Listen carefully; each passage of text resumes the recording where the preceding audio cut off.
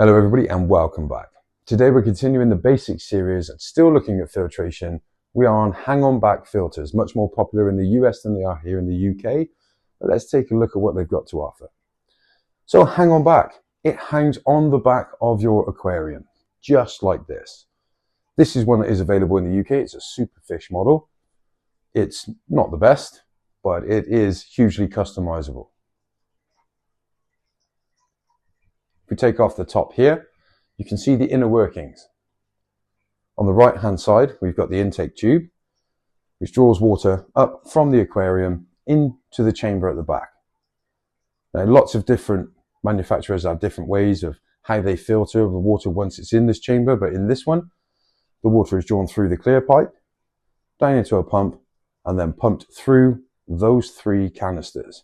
First into this chamber, and then into the middle one, and then the one on the left. On the inside, we've got activated carbon foam of about 15 to 20 ppi, sandwiched between very, very fine filter floss. My opinion on this one is that it is pretty awful, mostly due to the cartridges and the way that they're attached with this rubber elbow, which makes them not easy to get in and out. There is a review of this on the channel, so if you're more interested in this particular filter, check that one out. Okay, so here is the unit in action. This is the only hang-on back we're ever likely to have. You can see that the intake pipe on the left is where the water is drawn up. It passes through your filter media in the back section and then overflows out of the waterfall design on the right-hand side. So, different manufacturers have different designs, but they are principally this. Water comes in, flows through the back, it comes out. Differences in design to look for. The pump on this one is situated at the back of the unit underneath the reservoir. This means it has to suck water all the way up here and then in before it can then start moving it back out. A better design, and okay, there are a couple of reasons why having the pump on the outside is advantageous, but honestly, I think it's just the worst way to go. Having a pump on the inlet tube is far superior in my opinion. It's less likely to fail. It can dampen the noise of the pump because you've got the water to act as like a baffle. And if the pump seal fails, it's not going to cause a leak because it's inside the tank. Now, other ways that they vary importantly is the waterfall overflow type. This one, I don't know if you can see, is sort of convex. It bends in this motion. Other ones on the market, which I feel are a better design, are concave, more like a ski slope. Why do I think that's better? You can see the bubbles are going down and coming back up here. So the water here, right all the way to the bottom, is being churned over. But the water that is oxygenated is disappearing straight down, and there's very little surface movement in this aquarium. Very little. I mean, the water at the front of the tank is damn near stationary. A better design is concave, where the water is gaining momentum in this direction. So it flows more across the top of the aquarium. It will inevitably hit the glass and disperse. Some of that will go down and will help deal with stratification. The lower the intake is, the better defense you've got against stratification. So the lower that you can take this pipe, the better it is. Now these intake pipes also vary massively. This isn't even standard. I've modified that quite a lot. There's a lot missing from what Superfish give you. There is supposed to be a surface skimmer, a gimmick I do not want. There is even a section cut out at the back in one of the pieces to draw water in. There is nothing provided for you to block that off. And in Superfish's wisdom, none of that is modular. No two joins are the same. You cannot mix and match. You have to modify. On this one as well, we've gone with an intake sponge. This provides protection against your fry being sucked into the workings of the motor, which again is another reason if you're running a fry tank like this, this is for newborn to 4 centimeter L236 super whites. You need to be able to get rid of this section at the back or at least block it off. maybe fill it with hot glue. The main issue I have, besides flooding, besides the fact that they may not start back up if you have a power cut and all your fish die as a result if you have no alternative air source like an air stone, is circulation. With this design, the water intake and the outlet are so close together, so we already know that this water is heading in a downward motion. The intake pipe is but 4 inches away down. You cannot tell me that a significant amount, and I mean anything around 5% is too much, of the water coming out of here is being drawn immediately straight back into there. I don't need that. And every hangleback has this flaw. I don't believe a hangleback on its own has the circulation to really, really be efficient in an environment like this.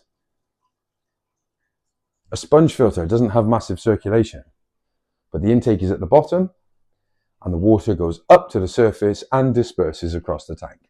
This one here, it's moving the water this way. Now all of these need to clean. We're going to take them apart. We're going to top up the water a little bit. It's evaporated over the last couple of days. And then we're going to see how well this one performs at starting back up. Okay, there she is. She's had a deep clean, and honestly, maintenance is the #1 bonus of these. The hang-on-back filter is the easiest, by far. Nothing else even comes close filter to maintain. On a regular basis, modified like this, or with the case with better designed units, you just need to take out the first piece of media that is doing the mechanical filtration, rinse it out and put it back. There is no bending.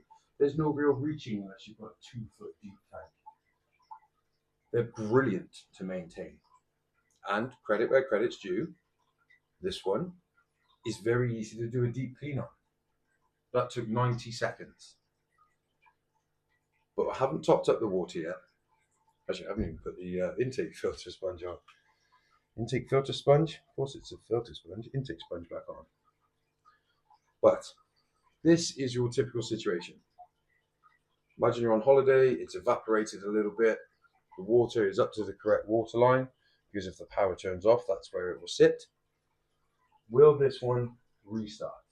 Now this is old, this is bedded in, so it's not like we've taken a brand new unit which is 100% clean straight out of the box and is always going to work every time. Unit's on. What we need to be able to see is the water travelling up this tube. And that, it is happening. It is happening very slowly.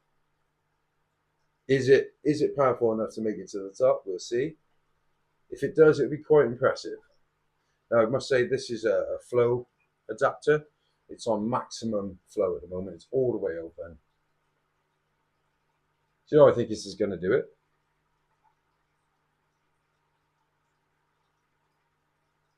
I really do think this is going to do it.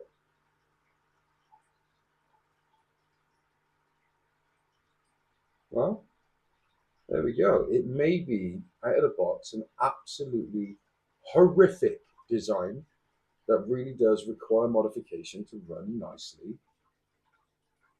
But that pump has got some guts. No two ways about it. That's running. So just a quick note on the adjustability. You can see how much is coming out now compared to that. It is quite a lot. But wow, yeah. Actually quite impressed with that. Really, I'm quite impressed with that. Of course, that is the first time it's actually restarted. I was away at work. We had a very small power cut because it doesn't take a long power cut for the water to immediately drain back out of that and then have to restart. Well, Mrs. Shrimp was at home and she phoned me in a panic. There is a horrendous grinding noise coming from the living room. I'm like, right, okay, talk me through the last 5 minutes. She said the power went off, the power came on, straight to this. because the sponge filter will never fail to restart unless you are one of those people who hasn't put in a check valve, a one-way, a non-return valve. Water will siphon out of your 4mm tube, and then it will fill the chamber in your air pump, and it will probably never pump that back out. So then you run the risk of burning out your air pump motor as well. But yeah, this has failed. This time it's worked, obviously. Of course it has. Quick recap. Why do we not like them? 1, they take up extra room behind the aquarium. 2, the circulation is terrible. 3, if you're mobility challenged, say you're in a wheelchair, of all of the filtration types, that will be the hardest one.